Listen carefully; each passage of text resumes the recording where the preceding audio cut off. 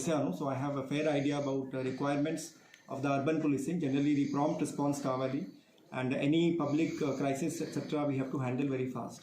So from our side we will try our best to improve the policing and all the basic aspects, maintenance of law and order and crime control, improving the safety of the public on the roads, and also trying to reduce the number of fatal accidents on the roads.